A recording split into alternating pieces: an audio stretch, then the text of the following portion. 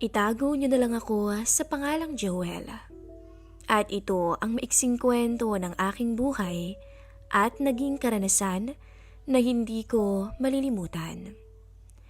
Masasabi kong sinubok ako ng panahon ng mga oras na iyon. Dala ko isang lalaking pamilyado at dapat paglabanan ang anumang makakasira sa pagsasama namin ng aking asawa. Pero nangyari ang hindi ko inaasahan. 39 years old na ako noon at si Mrs. naman ay 35. Nagtatrabaho ako sa Makati habang si Mrs. ay inaasikaso ang ipinatayo naming negosyo. Sa edad naming iyon ay wala pa kaming anak dahil hindi pa siguro oras na kahit anong gawin namin ay hindi pa talaga nabibiyayaan. 10:00 ng umaga. Gumagaya kami ni Mrs. upang sunduin ang pamangkin niya na si Alexa. Ilang taon na rin pala mula nung huli ko siyang makita. At ngayong 19 na ang edad niya, kaya bigla akong na-curious kung ano na nga bang itsura niya ngayon. Matapos kaming mag-ayos ni Mrs., ay mabilis na kaming nagtungo sa airport. Sa aming paghihintay ay hindi ko maiwasang hindi matulala. 7 taon lang ang lumipas, ngunit malaki na agad ang pinagbago ni Alexa. Hindi ko akalain na ganito na siya ngayon. Dalagang-dalaga na pala siya. Nung huling makita ko lang siya, ay nakikipaghabulan pa sa mga bata sa labas ng bahay namin at naglalaro pa noon ng kung ano-ano. Kung hindi nga siya tinuro sa akin ng asawa ko, hindi ko siya makikilala. "Hoy, natulala ka na dyan." Siniko ako ng aking misis. "Ha? Oo nga. Nagulat lang ako sa laki ng pinagbago nitong si Alexa." Ang sabi ko nang makalapit na siya sa amin. Dito naman, hindi na ho ba ko yung dating Alexa na mahilig maglaro noon? Tawa ng dalaga na lalong gumanda ng ngumiti. Pwede mo na siyang ihanay sa mga dalagang artista na napapanood sa TV. Ganun talaga kapag nasa ibang bansa, mas lalong gumaganda. Maganda ba naman ang lahi namin Sagot ni Mrs. "O siya, maganda na kayo." Biro ko pa sa dalawa. "Halina kayo at nang makapagpahinga na rin si Alexa." Okay lang po ako." Sagot naman niya at nagulat pa ako nang agad siyang kumapit sa braso ko bago naman namin tinungo ang sasakyan. Sa amin halos lumaki at nanirahan si Alexa, na anak ng nakababatang kapatid ni Mrs. Nurse sa US ang mommy niya. Nang makapagtrabaho doon ay sa amin muna iniwan si Alexa. Hanggang ma-petition siya nung nasa tamang edad na ito.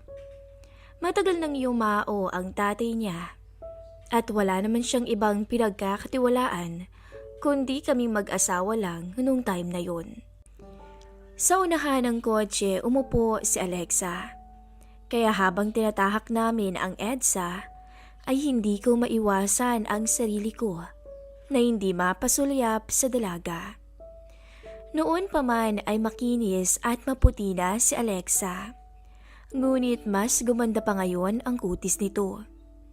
Nakapusod ang mahaba niyang buhok, kaya litaw ang kanyang batok na para bang di pa nadidikitan ng alikabok. Naka-short si Alexa at walang banggas na blouse. Halatang hindi nasanay sa init ng Pinas. Napasulyap tuloy ako sa kanyang legs nang hindi sinasadya. Hindi na kasi tulad ng dati. Ngayon ay ganap nang binibini si Alexa. Masasabi kong malayong mas maganda siya sa misis ko noong nakilala ko to at niligawan. May hawig sila, pero iba ang dating ng balikbayang dalaga. Nakakalaso ng katinoan. Pilit kong kinukumbinsi ang sarili ko ng mga oras na yun. Alam kong mali na ang tinatakbo ng isip ko.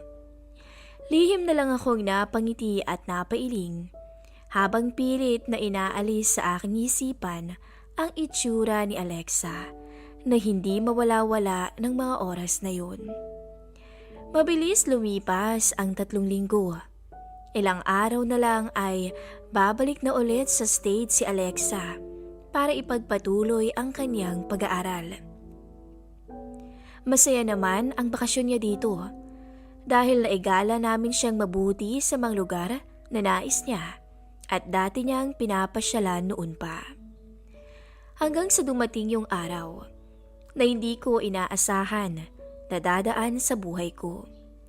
Itunuring ko tong pagsubok na hindi ko nakayanan bilang lalaking may asawa na. Isang gabi noon, wala sa bahay ang misis ko. May overnight seminar ang opisina nila sa Tagaytay. Makakatulog na sana ako nang may biglang nagbukas ng pinto ng kwarto namin. Tito Joel, gising ka pa? Dumungaw sa loob ng kwarto si Alexa. Oh, bakit, may problema ba? Wala naman po, hindi lang kasi ako makatulog sa room ko eh. Ang init-init kasi. At parang hindi na ako sanay mag-isa. Pwede ba akong makitulog dito? Naka-aircon naman ikaw, right? Ha? Sige. Halika dito. Sa kama ka na lang at dyan na lang ako sa sahig maglalatag. Bumangon ako upang ayusin sana ang higaan ko sa may sahig. No, wag na po. Tabi na lang tayo dito sa may bed. Wala naman po si tita eh, kaya tabi na lang tayo. Sabi niya pagkasara niya ng pinto at naglakad papalapit sa pwesto ko. Natulala akong muli nang makita siya. Nakasandong puti siya na manipis at short na loose ngunit maiksi. Kahit maliit na liwanag lang mula sa lampshade ang nakabukas na ilaw, ay aninag ko pa rin siya dahil na rin sa malaporsilanin niyang kutis. Habang papalapit siya, ay unti-unting lumalakas ang kabog sa puso ko. Mahal ko ang misis ko pero kapag ganito kaganda ang lalapit, ay kaya ko kayang paglabanan? Alam kong ito ang pinakamahirap na pagdadaanan ng mga lalaking pamilyado na tulad ko. Ang kusang lapitan ng isang biyaya. Bigla akong kinuha ang isang unan at pasimpleng itinakip sa aking sarili. Nakakahiya naman kasi sa dalaga kung mahalata niya na nadala ko sa kanya. At baka isipin pa niya na ang mister ng tiya niya ay bastos pala. Nakashort din lang ako at sando ng mga oras na yun. Hindi ko kasi inaasahan na pupuntahan pala ako ni Alexa. Nilakasan pa ng dalaga ang aircon. Pagkatapos ay nilundag agad ang kama at saka nagkumot at humarap muna siya sa akin. Alam nyo, namiss kita. Malambing na sabi niya. Ikaw po ba? Namiss mo ba ako? Oo naman. Naiilang at nahihiya akong sagot sa kanya. Sige, good night po ah. Sweet dreams. At hinalikan niya ako sa pisngi, tsaka tumalikod para matulog. Dahil sa pagod na rin siguro ay nakatulog din ako kaagad. Napanaginipan ko pa na pinapanood ko raw si Alexa habang naliligo ito sa ulan. Nang dahil sa ulan, humapit sa kanya ang kanyang suot na nagbigay lalo ng kagandahan sa kanyang korte. Maya-maya, nalimpungatan na lang ako at sa tansya ko'y nagising ako ng mga madaling araw na. Nagulat ako dahil nakayapos na pala ang isang braso ko sa dalaga na nakatagilid pa rin at nakatalikod sa akin. Biglang bumilis ang tibok ng puso ko, kasabay ng paglaho ng aking katinuan. Hindi ko alam ang gagawin ko ng mga oras na yun. Hindi ako makapag-isip ng maayos. Ngunit mabuti na lang at natauhan na lang ako bigla at nakonsensya. Pamangkin to ng misis ko. Halos magulang na rin ang turing niya sa amin. Pagkatapos ay ganito ang iniisip ko. Maingat kong inalis ang pagkakayakap ko sa kanya para hindi siya magising. Ngunit bigla siyang kumilos. Hinawakan niya ako sa pulso at parang pinigilan ako sa paglayo. Maya-maya ay dumikit pa siya sa akin, kaya't lalo akong nawala sa sarili. At sa puntong yun, tuluyan na akong natalo ng kahinaan ko bilang lalaki. Nawala ako sa sarili. Kusang inilapit ko ang mukha ko sa may batok niya. Hinalikan ko siya sa batok. Hindi siya nagalit kahit alam kong nagising ko siya ng mga oras na yun. Hanggang sa tuluyang bigkasin ni Alexa ang pangalan ko ng pabulong at may lambing. Doon ko napagtanto ang hindi pagtutol ng dalaga sa akin. Bigla siyang humarap. Ngumiti muna siya at biglang nagsalita. Isipin niyo na lang, remembrance ko sa iyo to bago ko umuwi ng Amerika bukas. Malambing na tono niya. Nagkatitigan kaming dalawa ng mga sandaling yun at muli siyang ngumiti. Aalis na po ako bukas, kaya gusto ko rin sana na may mamiss ka sa akin bago ko umalis. At ginusto ko po to, kaya wala kayong dapat pagsisihan pagkatapos. Bigla niya akong sinuyo sa labi na kinagulat ko. Ang pagtitimpi na kanina ko pa ginagawa ay bigla nang naglaho. Tuluyang dumapo na rin ang mga halik at aplos ko sa dalaga na para bang tinuring ko siyang bagong nobya. Hindi ko maiwasan na hindi pagmasdan ang kagandahan niya. Hanggang sa tuluyang pumagitan ako sa mga binti niya para sa isang hindi malilimutang sandali. Halos mapayakap ng mahigpit sa akin si Alexa ng mga sandaling yun. At baka sa mukha nito ang alapaap na hiniling niya mula sa akin.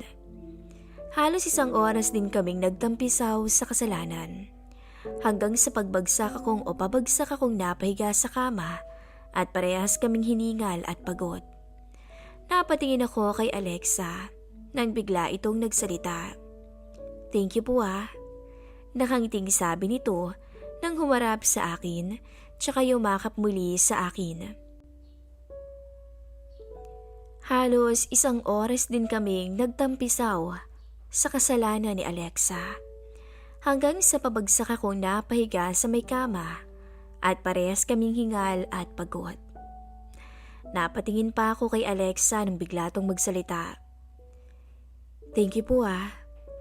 Nakangiting sabi nito nang humarap sa akin tsaka yumakap muli sa akin.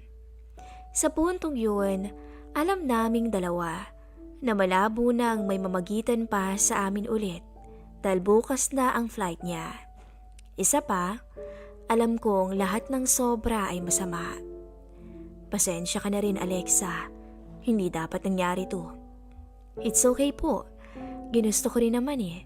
Tsaka sabi ko nga, remembrance na lang natin to sa isa't isa. Matagal-tagal na naman kasi akong hindi makakauwi dito, kaya mamimiss talaga kita. Doon niya inamin na attracted daw talaga siya sa mga lalaking mas may edad na, malayo ang edad sa kanya. Hindi niya raw alam, pero ako raw ang una niyang napansin nang makauwi siya sa Pinas. Pagdating ng umaga ay dumating na rin si Mrs. Nakaayos na noon si Alexa dahil iahatid na namin siya sa airport. Kapag nagkakatinginan kaming dalawa, ay isang matamis na ngiti ang ibinibigay niya sa akin. Palihim na lang din akong napapangiti. Nang makarating kami sa airport, ay nagpaalam na sa amin si Alexa. Yumakap siya sa asawa ko at maging sa akin. Bago siya humiwalay, ay may binulong pa siya. Sa susunod po ulit sabay kindat niya sa akin. Ako naman ay napangiti na lang sa kapilihan ng dalaga. At lumipas ang sandali, ay tuluyang kumuway na siya sa amin at tuluyan nang umalis. Palagay mo ba, nag-enjoy sa bakasyon niya ang pamangkin ko? Tanong sa akin ang misis ko nang makasakay na ng eroplano si Alexa. Napatawa naman ako at muling inaalala ang binulong ni Alexa. Oo naman, nakita mo naman sa mga ngiti niya kanina, di ba? Sagot ko naman sa misis ko habang papauwi na kami. At yun na, ang masasabi kong hindi ko inaasahang sandali ng buhay ko. Sabihin man nating mali at hindi dapat, ay itunuring ko na lang na matamis na alaala na kailanman ay hindi ko malilimutan. Hanggang dito na lamang po at maraming salamat.